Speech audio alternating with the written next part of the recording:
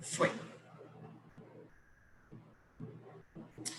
Pessoal, na última aula a gente estava vendo o sistema imune. E aí, se eu não me engano, a gente parou por aqui.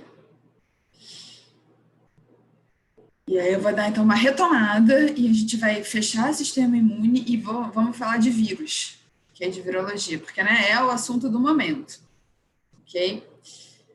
Então a gente estava vendo que a gente tem vários tipos de células de defesa. Deixa eu mostrar aqui. Aqui. Estava até nesse esqueminha aqui. Que vai ter a célula T, vai ter a célula B, tudo isso são linfócitos, e vão ter os outros leucócitos, ok? A gente vai ter aqui os tipos de imunidade. Deixa eu trazer aqui uma figurinha que eu tenho. Aqui, ó. A gente vai ter os tipos de linfócitos. A gente vai ter todos esses aqui.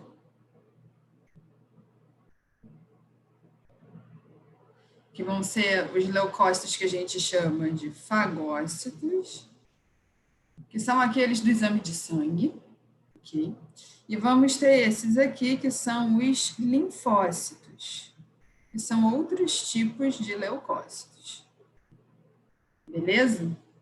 Os linfócitos são os que geram memória imunológica, são os tais que produzem anticorpos. Mas quais são eles? Os linfócitos B. Ok? Linfócito B é que produz anticorpo. Os linfócitos T, eles vão justamente partir ali para o corpo a corpo da célula. Eles vão ali para o fight, vão ali ver o que está acontecendo, aquele negócio, dedo no olho. Linfócito B vai produzir os anticorpos. E aí, então, chegamos aqui. Vamos falar de memória imunológica. Memória imunológica é quando seu corpo aprende a combater alguma coisa. Então, um vírus, por exemplo. Quando ele entra em contato pela primeira vez com o vírus, vamos pegar coronavírus, entrou em contato pela primeira vez com o coronavírus. E aí, o que vai rolar? Vai ser aquele rolê todo. Você fica doente, fica 15 dias de molho, aquela coisa toda. Depois, teoricamente, a gente tem uma memória imunológica, adquiriu, entre aspas, a imunidade. O que significa isso? Significa que o coronavírus não é mais uma novidade para o seu corpo. Significa que agora o seu organismo consegue combater o coronavírus porque já o reconhece. Então, não é mais alguém estranho que chega. Por que a gente consegue fazer isso? Porque a gente vai criar células de memória. Ok? Então, acompanha aqui comigo. A gente vai ter isso aqui. Memória imunológica, primeiro ponto. Depois de uma infecção, a gente vai produzir os anticorpos, né, pelos linfócitos B, e células T, que são as que vão para o corpo a corpo, ok? E aí, o que acontece? Parte dessas células que são produzidas na hora vão ali para a batalha, vão ali para a guerra. E vão ali tomar tudo e vão resolver o problema. Parte desses linfócitos produzidos vão ficar ali guardadinhos, vão ficar ali quietinhos. Eles não vão para a batalha. Eles vão ficar ali, tipo, beleza, oi, a gente já existe, mas a gente vai ficar aqui quietinho só observando. Esses que ficam ali quietinhos só observando são as células de memória. E aí, o que vai acontecer? No caso de uma nova exposição ao coronavírus, você já tem guardado essas células de memória que estavam ali esperando, só observando ver o circo pegar fogo. Enquanto tinha as células efetoras que foram ali para a batalha, você tinha ali um time reserva que ficou ali só meio tipo quietinho, vendo as coisas que acontecem e tal, e aí ficou por isso. Numa segunda infecção, elas vão ser acionadas. Essas células de memória que ficaram ali quietinhas vão ser acionadas e vão para a batalha. Elas se multiplicam, tal, tudo mais, e aí vai ser o mesmo processo. Se multiplicou, foram para a guerra e ficou ali umas restantes guardadinhas para o caso de uma nova exposição. Ok? Então, tá aqui, ó. A gente vai ter células efetoras e células de memória. Efetora que vai para a guerra. Ok? Então, tá aqui, ó. Realiza o ataque ao antígeno. O que é o antígeno? É a proteína esquisita. É a identidade CPF daquele vírus, daquela bactéria que entrou. Então, a célula efetora é que vai lá para o ataque. Elas vão viver alguns dias só, né? Porque elas vão para a batalha. E aí eu botei aqui para vocês que o linfócito B efetor, ele ganha um nome bonitinho. Ele é chamado de plasmócito. Por quê? Cito porque é célula, plasma porque ele vai para o plasma. Então, ele vai ficar ali no plasma, combatendo, guerreando, enfim, aquele antígeno que ele encontrar, beleza? Células de memória. Célula de memória vai reconhecer esses antígenos que já foram expostos. O pessoal ficou ali quietinho, observando a coisa acontecer, ok? Essas células têm uma vida mais longa. Elas vão ter justamente a capacidade, lembra que eu falei que numa eventual segunda exposição elas já vão para o ataque e vão se multiplicar? Elas fazem isso muito rápido. Então, essas células de memória, elas têm a capacidade de fazer mitose, assim, muito rápido. Muito rápido. Okay? Então, elas armam um exército numa velocidade absurda. Então, elas vão conseguir conter ali o problema antes que o problema seja um problema. Ok? Ela vai ser uma resposta mais rápida e mais intensa, o que a gente chama de resposta secundária. Ok? Então, tá aqui, ó. Aqui, deixa eu tirar isso aqui e botar aqui para vocês. Esse gráfico aqui, adora cair em vestibular. Isso aqui. Ó. Cadê minha caneta? Tá aqui. Quando a gente tem um primeiro contato com o antígeno, a gente vai... Isso aqui no eixo Y é o número de leucócitos ou linfócitos, tá? Mais de linfócitos, vai. No primeiro contato com esse antígeno, a gente vai ter uma resposta mais discreta. Por quê? Porque também está tudo acontecendo, assim, é tudo novidade. Espera aí, quem é você? E aí tem toda aquela cascata de eventos e tal, enfim, é um auê. Mas criou as células de memória. Tudo bem, você ficou doente e tal, não sei o que, mas criou as células de memória que ficaram ali quietinhas. Viraram uma patrulhinha que ficam patrulhando o seu corpo. Se você, eventualmente, tem uma segunda exposição ao vírus, pegando de novo como exemplo o coronavírus, essas células de memória que estão aqui, vão se multiplicar muito rapidamente. E aí vai gerar uma resposta muito mais intensa. Então, ou seja, o seu corpo vai ser mais rápido que o vírus. Por isso que você não fica doente. Ok? Eu estou contando essa história para vocês em caso de adoecimento. Ou seja, você entrou em contato pela primeira vez com o coronavírus, adoeceu porque ele foi mais rápido do que o seu corpo, porque era tudo desconhecido para o seu corpo. Você gerou uma resposta imune primária, gerou células de memória, e numa eventual reinfecção, você vai ter uma resposta secundária muito mais intensa e rápida. Beleza. Só que esse mecanismo aqui é exatamente igual para a vacina. Esse aqui é o princípio da vacina. É isso que a gente vai ver já já. Aqui. Tipos de imunização. A gente vai ter 2 tipos de imunização. Isso aqui, a galera que quiser printar, printa e deixa guardadinho. Isso aqui é super importante. Ok? Olha só. A gente vai ter 2 tipos de imunização, ativa e passiva. Qual que é a diferença? A ativa é quando o seu corpo aprende a produzir os anticorpos. E a passiva é quando o seu corpo recebe o anticorpo pronto. Então, ele não aprende a fazer. Ele não vai gerar linfócito B que produz aquele anticorpo específico. O seu corpo não vai fazer isso. Ele já vai receber o anticorpo pronto. Lembrando que anticorpo é uma proteína. Ok? Na ativa, é quando a gente vai ter o seu corpo entrando em contato com o antígeno e aprendendo a fazer o anticorpo. Então, você vai ter célula de memória sendo produzida, você vai ter anticorpo sendo produzido, o seu corpo vai aprender a se virar. Ok? A imunização ativa, ela é muito importante. Ela é o princípio da vacina, como eu falei para vocês. A gente pode gerar anticorpos e células de memória de dois jeitos. Ou via natural, pelo adoecimento, que é o que está acontecendo hoje no Brasil e no mundo. As pessoas estão ficando doentes e aí se recuperam.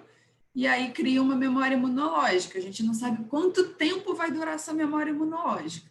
Por isso que fica o apelo de continuem usando máscara, mesmo quem já pegou Covid. A gente não sabe quanto tempo essa memória imunológica dura. Por quê? Porque o vírus muda. A gente vai ver isso já já. Ok? E a gente vai ter uma imunização ativa artificial. O que significa isso? A gente produz isso artificialmente, através da vacina. Como é que funciona a vacina? A vacina, ela vai ser um produto que pode ter micro-organismos mortos, porque se está morto, não vai te fazer mal. Mas por que funciona? Porque o princípio da nossa resposta imunológica é o reconhecimento do antígeno. O antígeno é aquela proteína que serve de identidade. Então, a partir do momento que você entra em contato com o antígeno, você cria uma resposta imune. Agora, vamos combinar que você entrar em contato com o antígeno, com o coronavírus bombando, é muito pior do que você entrar em contato com o antígeno com o vírus morto.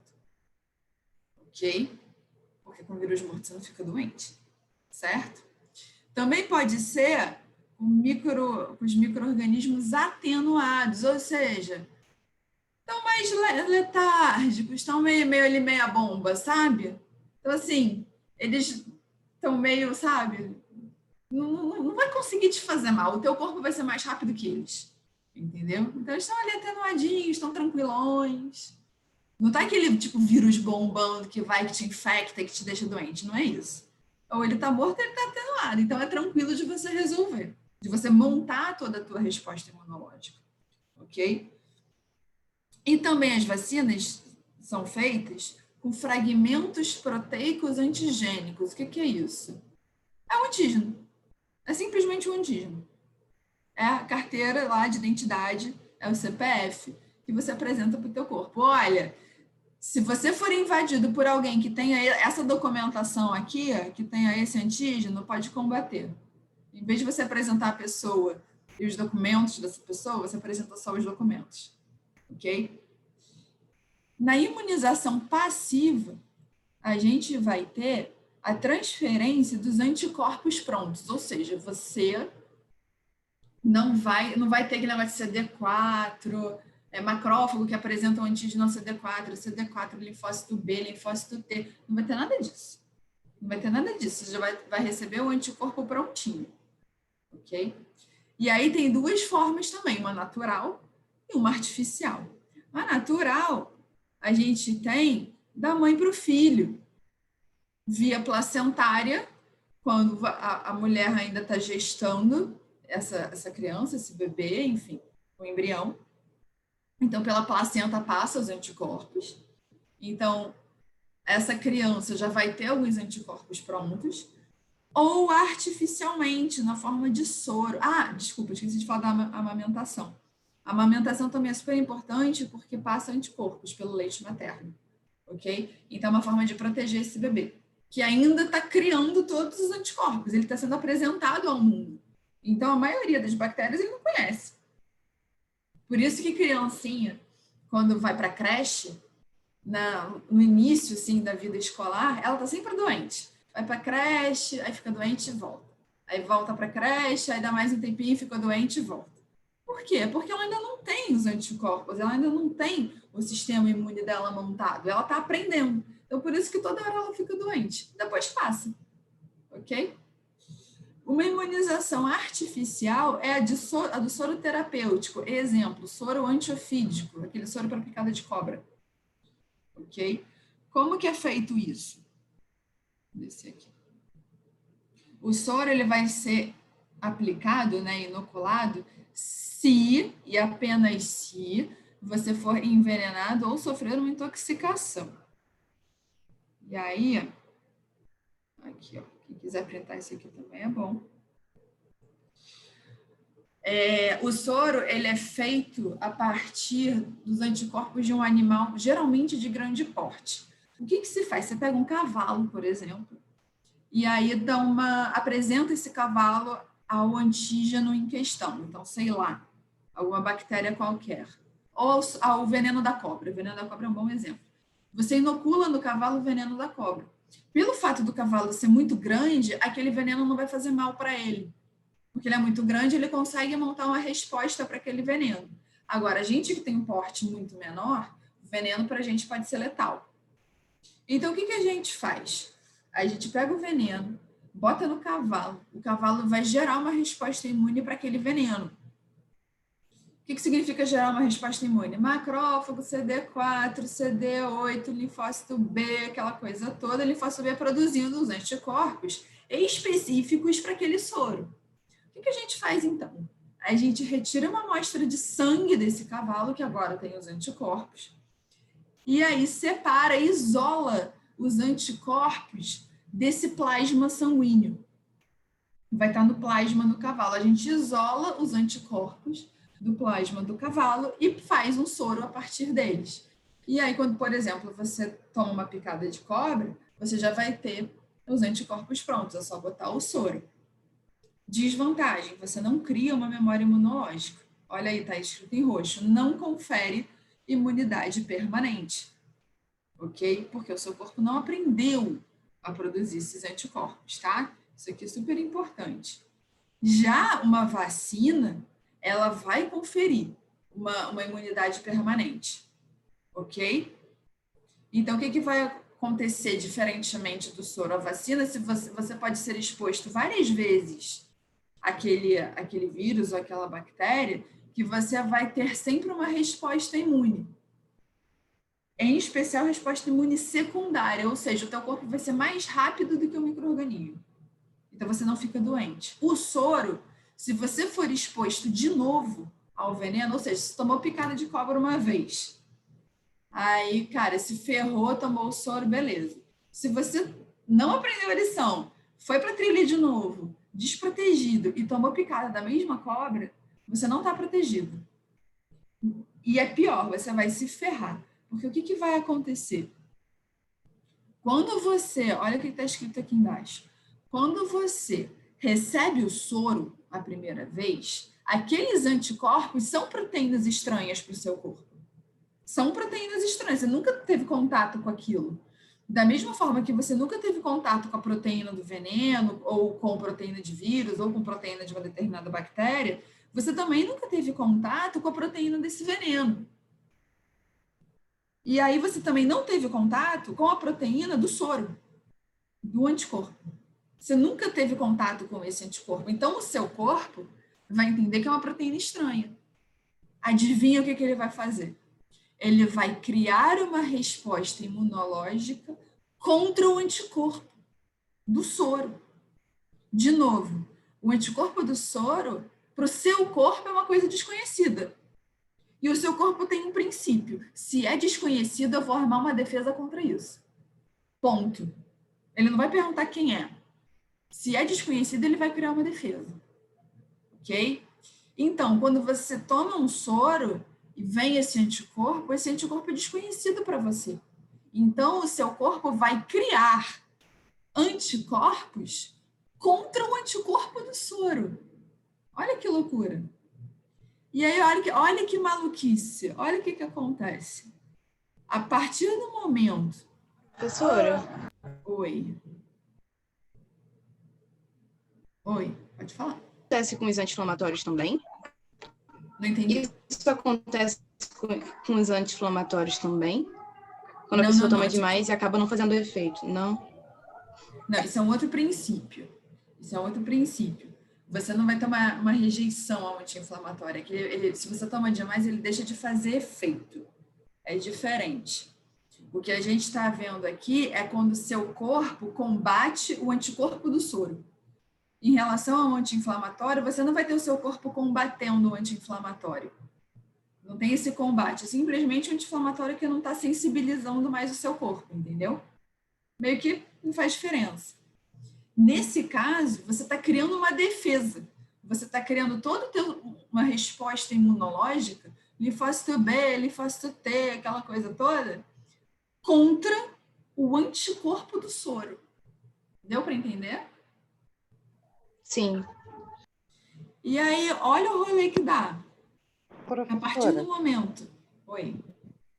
e por que que isso só acontece na segunda vez que, se a pessoa for picada, por exemplo, aí, pelo exemplo que a senhora usou da mesma espécie de cobra? Por que não acontece na primeira vez, quando ele toma o soro, levou a picada, tomou o soro, não acontece? Aí, se levar a picada pela segunda vez, aí sim acontece. Eu não entendi isso.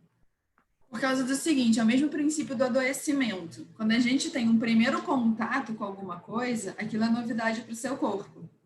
Então, ele meio que vai ter que se organizar ali para combater o que está entrando. Então, o antígeno, no caso, ou o vírus ou uma bactéria, vai ser mais rápido que o seu corpo. Então, você fica doente.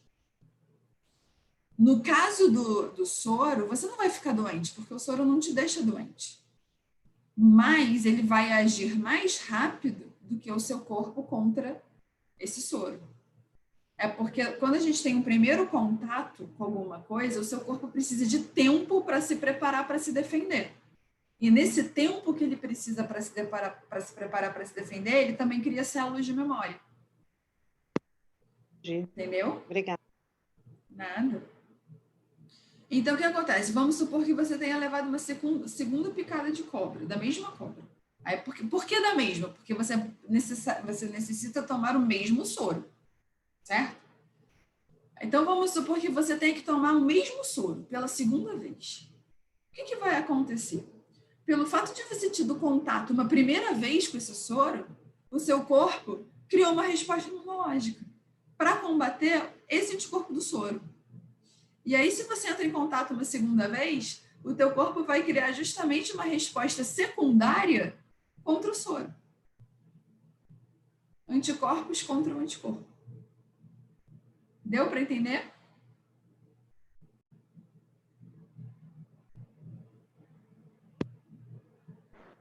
Foi? Bom, seguindo aqui. Aí a gente vai entrar nas famosas, o teste rápido, né? IgG e IgM, que a gente tem visto por aí, bastante famoso. Esse teste rápido de farmácia, isso aqui, aquela coisa toda. Os famosos IgG e IgM. IgG e IgM são imunoglobulinas. A gente tem várias imunoglobulinas, tá? Imunoglobulina é uma classe de proteína, um grupo de proteína. Os anticorpos pertencem a esse grupo, ok? Então, os anticorpos pertencem a um grupo de proteínas chamadas imunoglobulinas, tá? E aí a gente vai ter alguns tipos, ó. Vou mostrar aqui para vocês. IgG, IgM, IgD, IgA, IgE, ok? Tudo isso aqui são classes de anticorpos, são tipos de anticorpos, tá? Quando a gente está com suspeita de Covid, e aí suspeita de Covid, na verdade, enfim, vamos entender agora por que esse teste não funciona muito bem. E você vai lá na farmácia e vai fazer o tal do teste rápido. E é o tal do teste para ver se você tem anticorpos. Vamos combinar o seguinte, se você já tem o anticorpo, é porque você já ficou doente. Certo? Como assim? Você não vai ver se você está doente, você vai ver se você já esteve doente. Certo? Porque quando a gente cria o anticorpo, a gente já teve que passar pela fase do adoecimento para a gente poder criar o anticorpo. Então, quando você vai fazer o teste rápido para ver a tua contagem de IgG e de IgM, na verdade, você já passou pelo período de transmissão da doença. Você já esteve doente. Nesse caso específico do coronavírus, tem um tempo já se sabe um tempo que esse teste, por exemplo, se eu tive no início da pandemia, em março, vamos supor, e eu fizer esse teste rápido agora, ele vai mostrar ou isso não é possível? Só quando você se curou recentemente, um mês, enfim, não sei, 2 meses, esse tipo de coisa. Ele mostra as duas coisas, porque a gente tem dois tipos de anticorpo, né? IgG e IgM. O IgG são anticorpos que são produzidos na fase aguda da doença, mas eles ficam no corpo. Eles ficam, eles não vão embora. Então, se você ficou doente em março, a gente não sabe. Ah, tá. Por isso que tem que usar máscara. A gente não sabe quanto tempo dura. Entendeu? Então, assim, se você ficou doente em março e for fazer um bom teste, tem que ser um bom teste, para anticorpos hoje, provavelmente teu IgG vai dar positivo. Porque já tem bastante tempo que você ficou doente e o IgG fica. A gente sabe que ele dura aí meses, com certeza. Ok? O IgM, ele é um anticorpo que ele é produzido na fase aguda da doença e acaba. Ele é a resposta primária da doença. É tipo, quando você ficou doente, quando foi invadido pelo coronavírus, o primeiro anticorpo que é produzido é o IgM. Primeira coisa que acontece é fazer IgM. Primeira coisa. Então, você vai saber se você ficou doente recentemente, se o seu IgM dá positivo. Então, de novo, você entrou em contato com o coronavírus, ficou doente. Tem que dar um tempinho, né? Mas na fase aguda da doença, o que vai ser produzido assim, primeiro, de pronto, rápido, efetivo, certeiro, é o IgM. Ok? E aí, depois vem o IgG. E o IgG fica, o IgM não, o IgM vai embora. Aqui, ó. Essa tabelinha aqui é ótima. Todo teste rápido verifica o IgG e o IgM ou não? Sim. Ou existe mais de um tipo? Verifica eles. E aí, é isso que vocês têm que tomar cuidado. Tem um teste rápido que não separa, e eu acho que esses muito rápidos não separam IgG de IgM. Não discrimina entre os dois. Fala só se você já teve IgG ou IgM. Mas não diz qual. E aí é complicado. Entendi. Os melhores testes são os que separam IgG do IgM, não bota tudo no mesmo saco, se separa, e que tem uma metodologia boa. Porque existem testes e testes, né? Depende de como você faz o teste. Okay? Aí varia pela metodologia do laboratório. Esses testes rápidos não são acurados o suficiente para a gente confiar 100%. O melhor teste para ver se você está doente, atenção, é ver se você está doente, não é se você esteve. Você está com dúvida se está com Covid, você não faz esse teste. Você vai fazer o PCR. É o RT-PCR que chama.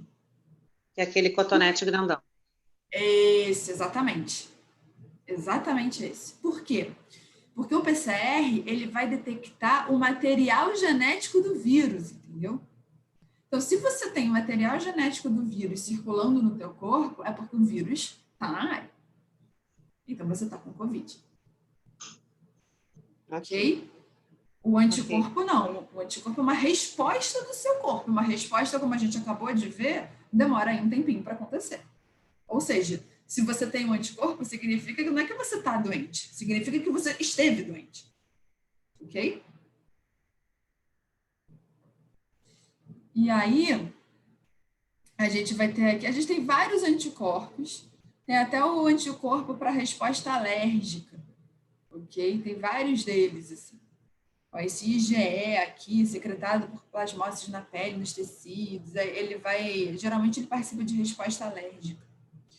IgG e IgM, olha aqui, o IgG, ele vai ser o anticorpo mais abundante nas respostas imune primária e secundária, ok? E ele vai, ficar. Ele fica, ele passa para o feto, ele continua no corpo. O IgM, ele é o primeiro anticorpo que é liberado, assim, liberou anticorpo, assim, entrou em contato com o coronavírus, vai ser o IgM. Ok? E é isso. Beleza? O que é importante para vocês saberem disso aqui? Esse gráfico aqui, de resposta vacinal, primária e secundária, pode ser para adoecimento também. Isso aqui é muito importante para o vestibular. Muito, muito, muito importante. E esse quadrinho aqui também. Esse quadrinho aqui é bem importante. Tá? E aí, aqui tem uma figurinha mostrando aqui para a sorologia de COVID, para vocês interpretarem os dados. O que significa IgG e IgM negativo? Significa que você nunca teve contato com o vírus. Então, você não produziu anticorpo. Se você tem IgG negativo e IgM positivo, quer dizer que você teve contato recente com o vírus. Lembra, o IgM é o primeiro a ser produzido. Ok? Então, você acabou de ter contato com o coronavírus. Ok? Provavelmente, a fase de transmissão já passou, mas você teve um contato recente. Ok? E aí, como é que vira o IgG? O linfócito, ele deixa de produzir IgM e passa a produzir IgG. O mesmo linfócito. Ele muda. Ele, em vez de ficar produzindo IgM, ele muda. Geneticamente, ele tem lá um comando de alteração. E aí, em vez de IgM, ele passa a produzir IgG. Ok? Quando você tem IgG positivo, significa que você já teve contato com o vírus. Ok? E se o seu IgG for positivo e o IgM positivo também, significa que você já teve uma exposição prévia e teve uma exposição recente. Ok? Ou seja, você teve em contato uma segunda vez de novo. IgG positivo e IgM negativo quer dizer que você teve Covid lá atrás, lá em março, e não teve mais. Não teve mais contato com o vírus. Ok?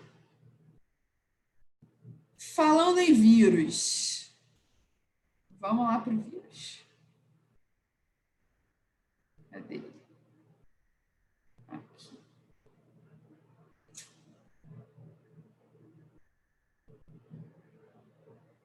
O vírus, galera. Primeira coisa. Isso aqui é importante vocês terem.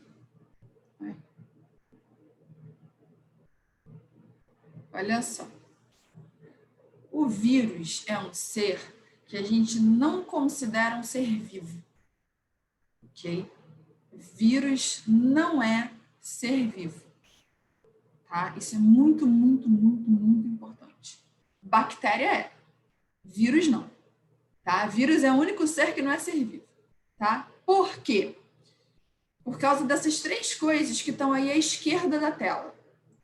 Primeiro ponto, eles não têm metabolismo próprio. Ou seja, não tem mitocôndria. Aqui, ó. Não tem mitocôndria. Não produzem as próprias proteínas sozinhos. Eles não geram energia sozinhos. Eles não têm atividade celular. Eles não possuem metabolismo próprio. Todo ser vivo possui. Todo. Inclusive a bactéria. A bactéria faz respiração celular. Ok? Por que vírus não tem metabolismo próprio? Porque ele não tem célula. Eles são seres acelulares, ou seja, não tem célula. Ok? O que é o vírus? O vírus é só uma caixinha de proteína e lipídio com material genético dentro. Ponto, acabou, e é isso que é o vírus. Ok? E um outro ponto, vírus não se reproduz sozinho. O vírus sempre vai precisar de uma célula para poder se replicar, para poder se multiplicar. O vírus sozinho não faz nada. Ok? Nada mesmo. Vírus sozinho, deixa ele lá que ele não vai durar muito tempo. Ok? Vírus sofre mutação. Por quê? Porque ele vai ter material genético. Ele tem DNA ou RNA. Vírus tem material genético. Ok? E vírus evolui. Ele sofre a ação da seleção natural. Por quê? Porque se ele sofre mutação, ele pode sofrer uma mutação que seja benéfica para ele. Por exemplo, vírus da gripe muta, ou seja, tem mutação todo ano. Então, todo ano, a proteína do vírus é nova, o antígeno é novo. Lembra que a gente faz proteína a partir do material genético? E a proteína é um antígeno? Se o material genético dele muda sempre, a proteína dele também muda sempre. Então, a vacina tem que mudar sempre também. ok? Ou seja, os vírus, se eles sofrem mutações, eles vão adquirindo características novas, ok? Que podem ser benéficas para ele. Então, eles são sujeitos à seleção natural, beleza? Pelo fato deles não possuírem metabolismo próprio, serem acelulares e não se reproduzirem sozinhos, a gente fala que eles são parasitas intracelulares. Eita.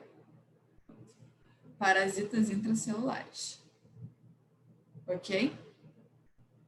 Obrigatórios, na verdade. Então, aí, ó, se quiserem dar um print. Pontos principais a saber dos vírus. Eles são parasitas celulares intracelulares obrigatórios, ou seja, eles só vão se reproduzir se houver uma célula. Ok? Porque eles não têm como fazer isso sozinhos. Eles não têm organela nenhuma. Nenhuma. Eles precisam usar as nossas organelas para poder se replicar. Tá? Eles são formados por DNA ou RNA, ok? Circundado por um capsídeo. Vamos ver o que é um capsídeo. É uma capinha proteica, ó. Aqui. Essa coisinha geométrica aqui é um capsídeo, ok? Essa coisa roxinha aqui. Aqui dentro está o material genético e, por vezes, esse capsídeo pode estar envolto por um envelope. Esse envelope tem a constituição da membrana celular, ok? Aqui, ó. Membrana que pode ser formada por proteínas e glicoproteínas de origem viral ou derivada da membrana das células hospedeiras. Geralmente, pessoal, é da célula hospedeira. Quando o vírus sai da célula, ele rompe a membrana dessa célula. Então, essa membrana da célula vira a capinha dele. Ok? Então, ele pode ter o capsídeo com material genético aqui dentro, com ou sem envelope. Tá? Então, aqui a gente vai ter alguns tipos de vírus. Esses aqui são só o capsídeo, com o material genético dentro. Ok? E aqui a gente vai ter um vírus com envelope. Aqui fora vai ter o capsídeo dentro e o material genético. O coronavírus é desse tipo aqui. Ok? Como é que funciona o ciclo de vida de um vírus? Como é que o vírus se reproduz? Atenção aqui. Ó, vou deixar aqui para vocês darem um print. Se quiser dar um print, fica à vontade.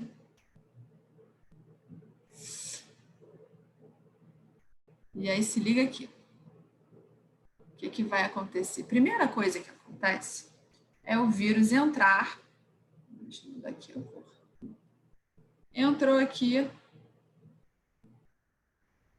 e pousou na sua célula. Ok? Como é que o vírus entra na sua célula? Pelo mesmo esquema da enzima com o substrato, chave e fechadura. Ele encaixa a proteína dele numa proteína sua, encaixou, girou e entrou. Ok? Então, aí o vírus, ó, entrou aqui. O número 2 está aqui. O vírus entrou. Ok? O que vai acontecer nesse momento? Aí ele vai começar a usar a nossa célula. Aí vai começar o rolê. Vai acontecer o seguinte, ó. Deixa eu tirar isso daqui. Tira daqui. Tira daqui. Aí vai começar o rolê. A gente vai ter esse capsídeo aqui, ok? E o material genético. O que vai fazer? O capsídeo, que é a caixinha proteica, vai se desfazer. E aí, esse material genético do vírus aqui, seja DNA, seja RNA, não importa, vai começar a ser transcrito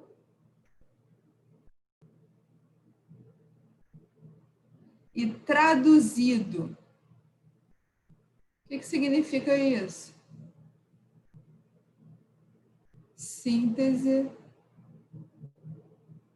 de proteínas virais.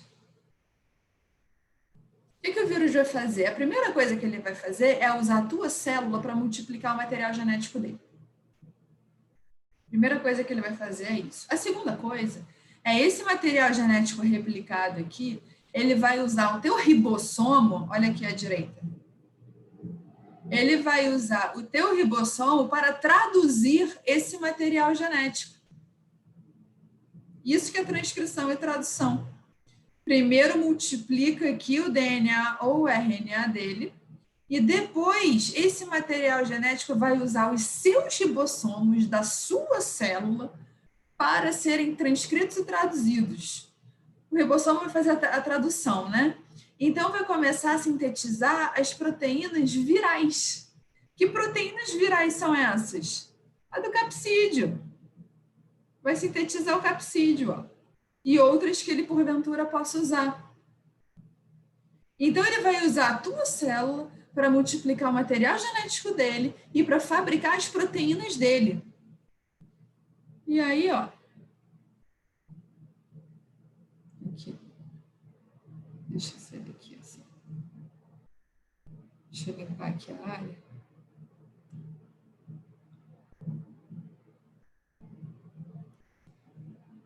Aqui.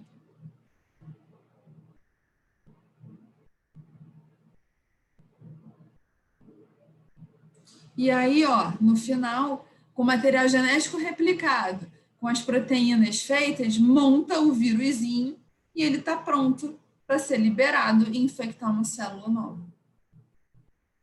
Deu para entender isso, gente? Sim. Doideira, né?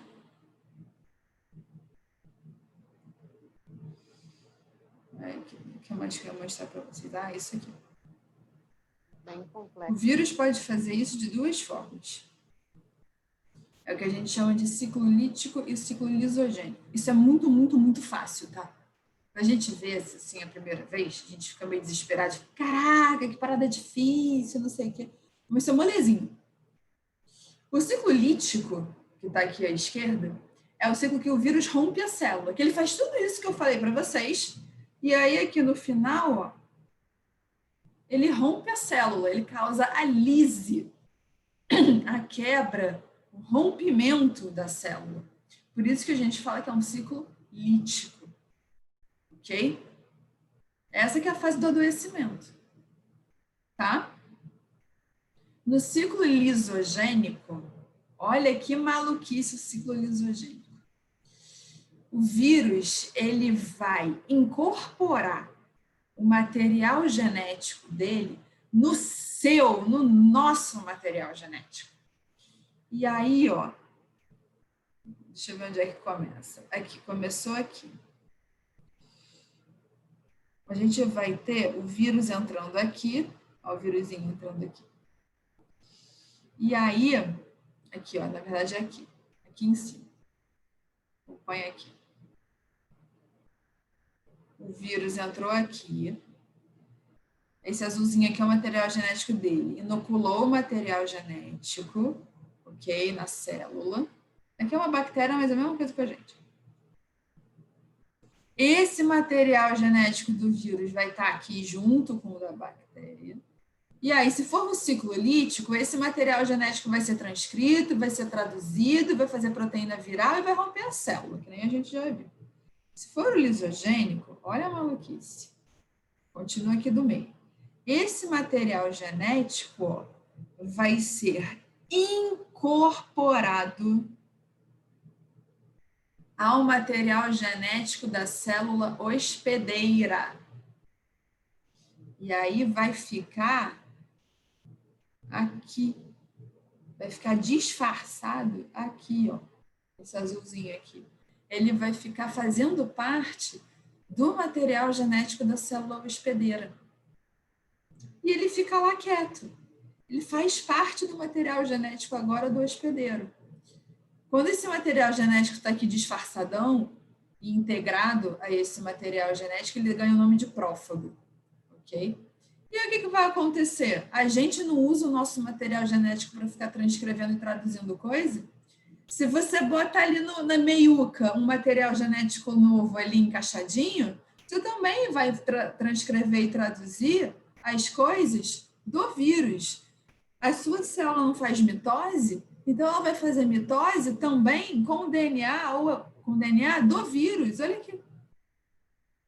Quando a tua célula se duplica, uma vira duas, duas que vira quatro, quatro que vira 8. Se você tem integrado ao seu material genético um material genético do vírus, você está fazendo isso com o DNA viral também. Ok? Olha que sacanagem. E aí, o que acontece? Você vai dividindo, muitas divisões vão gerar uma população enorme de células infectadas com DNA viral. E aí, o que acontece? Pode chegar um momento, você vai ter tanta célula infectada com o DNA viral, que uma hora, o que vai acontecer? Você vai começar a transcrever e traduzir. Você volta para cá, você transcreve e traduz as proteínas do vírus, que é quando a doença entra em ação. Aqui. Essa figura aqui está melhor. Aqui. Está aqui, vermelhinho é o DNA do vírus integrado ao seu cromossomo. E aí vai ficar lá. Em casos raros, aí por isso que é um caso raro, esse material genético ele vai sair, ele vai se dissociar, vai se descolar do material genético da célula hospedeira para ir entrar naquilo que a gente viu. Acompanha aqui. Ele vai se dissociar, vai entrar para cá e aí vai entrar no ciclo lítico, que aí é isso. Vai ser transcrito, vai replicar, transcreve, traduz aqui nas proteínas virais e aí faz os vírus todos. Então, no ciclo lisogênico, ele vai ficar ali quietinho no teu DNA. E aí você vai estar com as suas células multiplicando e ele está lá quieto, silencioso. Isso é quando você é portador do vírus, mas não manifesta a doença. Exemplo, AIDS. Por que a AIDS não tem cura ainda? Porque o DNA do vírus está junto ao seu DNA. E está lá, quietinho, silencioso, mas está lá. Quietinho. Vai ter alguma hora, por algum motivo, imunidade baixa, não sei, algum fator que desencadeie, que esse DNA viral sai do seu DNA, aqui, e aí começa a ser expresso. O DNA viral começa a ter as suas bases, enfim, todas essas coisas traduzidas em proteínas, e aí você faz o vírus de novo, entra no ciclo lítico e rompe a célula. Isso é manifestar a doença. Ou seja, quando o vírus tem um ciclo lisogênico, a maioria dos vírus é o ciclo lítico. Entrou na tua célula e usou tua célula para replicar o DNA dele, ou RNA, transcreve em proteína, monta o vírus, rompe a célula. A maioria dos vírus faz isso. Uma minoria que se deu bem na evolução entrou para o ciclo lisogênico. Infecta a tua célula, esconde o material dele no meio do seu material genético e fica lá quieto. Deixa rolar. Suas células vão ficar fazendo mitose, então vão estar multiplicando o material genético dele também. Um belo dia, você já vai estar com as suas células cheias de material genético do vírus. E esse material genético, por alguns fatores, se destaca, se descola do seu material genético, e aí começa o processo do ciclo lítico. O material genético do vírus vai ser transcrito, traduzido, faz a proteína viral, monta um vírus e o vírus rompe a sua célula. De novo, aqui é quando você manifesta a doença. O ciclo lisogênico é quando você porta, no caso, o DNA do vírus, mas você não manifesta a doença. São os que são HIV positivo, por exemplo. Eles não manifestam a AIDS, mas o DNA do vírus está integrado ao DNA dessa pessoa. Deu para entender? Ó, se quiserem tirar print aqui. Professora, Sim. como é que cairia, assim, numa prova, toda essa metodologia que a senhora passou hoje em relação a vírus, a bactérias, as perguntas, assim, mais que geralmente caem, né, nas provas do vestibular? Essa parte de ciclo lítico e lisogênico não cai muito, não. Mas eu estou dando porque a gente está num ano excepcional. Ok? Quando cai, geralmente cai assim, descrevendo o ciclo lítico. Ah, é quando tem o rompimento da célula, não sei o que, tipo, marca a alternativa correta, e aí começa a caracterizar o ciclo lítico e lisogênico. E aí vai dizer qual que rompe, qual que não rompe, qual que integra o material genético, qual que não integra. Sabe? Vai falar que todos os vírus fazem os 2 ciclos, óbvio que isso é falso. Então, vai cair muito nesse tipo de característica. Dessa matéria, o que cai para vírus vai cair, por exemplo, onde é que fica a proteína viral? Onde é que você vai achar a proteína? Se vocês quiserem, deem uma olhada na última prova da PUC desse ano, agora, de 2020. Já está lá no site. Vão na prova do grupo 5, que tem todas as questões de biologia. A primeira questão é sobre vírus. E aí vai estar justamente perguntando da característica do vírus. Onde é que você vai encontrar, ou enfim, o que tem no envelope viral? Vai ter proteína? Vai ter lipídio? O que vai ter? Vai ter os 2? Cai muito característica de vírus. E isso que eu mostrei para vocês, isso aqui, ó,